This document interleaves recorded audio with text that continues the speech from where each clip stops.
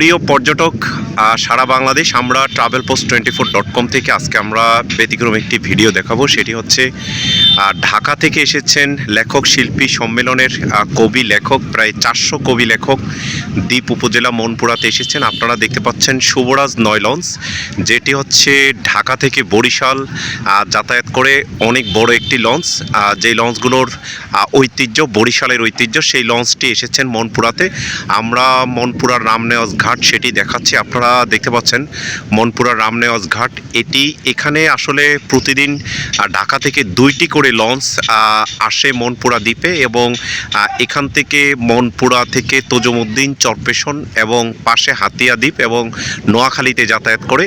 আমরা সেই শুভরাজ নয় লঞ্চটি দেখাচ্ছি, এবং পাশে রয়েছে মেঘনা নদী, যেই মেঘনা নদীতে হচ্ছে নিয়ন্ত্রণ করে হচ্ছে এবং মেঘনা নদীর যেই ইসে রয়েছে সেই বিষয়গুলো আপনারা দেখতে পাচ্ছেন। যে এইখানে ব্লক ফালানো হয়েছে, সেই ব্লকের ভিতরে হচ্ছে এখানে অনেক ধরনের গাছ রয়েছে, এবং ভেড়িবাঁধটি নতুন ভেড়িবাঁধ সেটি দেখতে পাচ্ছেন। এবং এইভাবেই হচ্ছে দ্বীপ উপজেলা মনপুরা, সেই মনপুরাকে দেখার মতো অনেকেই আসে প্রতিদিন বা প্রতি সপ্তাহে। এখানে মানুষ ঘুরতে আসে, যে ঘোরার মাধ্যমে নিজেদেরকে নতুন করে আবিষ্কার করে, সেই আবিষ্কারের মাধ্যমে নিজেরা হচ্ছে নিজেদেরকে বুঝতে পারে।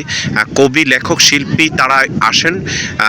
আমরা এখানে যে মনপুরা দ্বীপে যেগুলো রয়েছে সেগুলো হচ্ছে তুলাতলির ঘাট, হাজিরহাট বাজার, মনপুরা বাজার এবং মনপুরা উপজেলা চত্বর, এবং হচ্ছে দক্ষিণা হাওয়া সি বিচ, জনতা বাজার, সাকুচিয়া বাজার সহ বিভিন্ন, এবং ঢালচর নামক একটি জায়গা রয়েছে।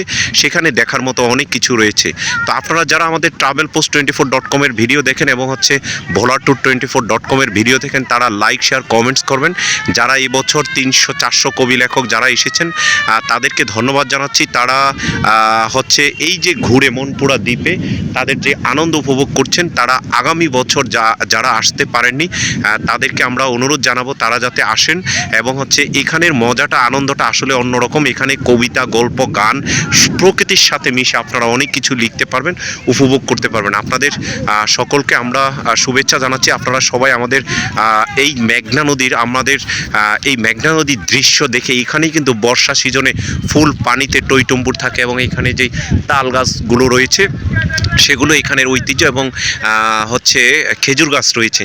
তো আমরা মনপুরা দ্বীপে এসেছিলাম। আপনারা সবাই যে লেখক শিল্পী ভ্রমণ, এটি হচ্ছে লেখক লোক একটি উদ্যোগ, মানে লোক ম্যাগাজিনের একটি হচ্ছে বার্ষিক কার্যক্রম। সেটি আমরা 2025 সাল, এখন 11ই ডিসেম্বর, 12 এবং 13 ডিসেম্বর পর্যন্ত আমাদের 3 দিন ব্যাপী এই কার্যক্রম চলবে।